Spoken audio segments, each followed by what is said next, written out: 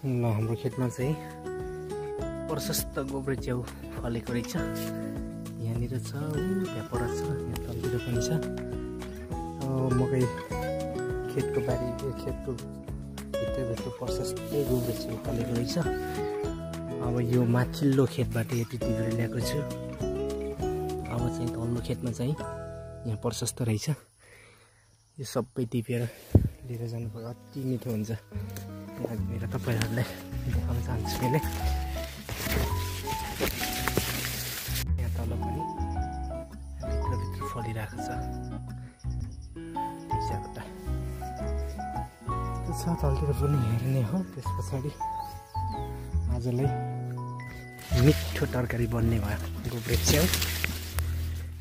अब टप्प टिपेर गजबको तरकारी बन्ने भयो आज। मासुभन्दा पनि मिठो हुन्छ, अति मिठो हुन्छ यो। यस्तो टिप्दाखेरि, यसो गरेर टिप्दाखेरि यहाँ रातो खुन जस्तो आउँछ। यहाँ यो हो, यस्तो रातो कलरको आउँछ।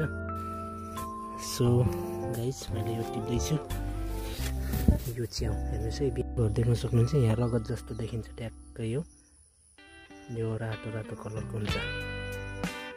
यो चाहिँ अलिकति छिप्पिएको रहेछ, त्यही पनि किरा लागेको छैन। यहाँ धोएर खानुहुन्छ प्रशस्तै। सो गाई चाहिँ नै हो।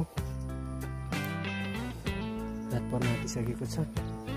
यहाँनिर च्याउ फलिराखेको छ। अब यो टिप्नु पर्नेछ। ठिक छ, मकै सँगसँगै च्याउ पनि फलेको छ खेतमा। च्याउ खान पाइयो, त्यो पनि सित्तैमा। किन्न पर्यो भने तन्नै पर्छ। सो गाइस, तपाईँहरूको खेतमा पनि फलेको छ भने टिपेर खानु होला। एकदमै स्वादिष्ट हुन्छ यो, एकदमै मिठो हुन्छ।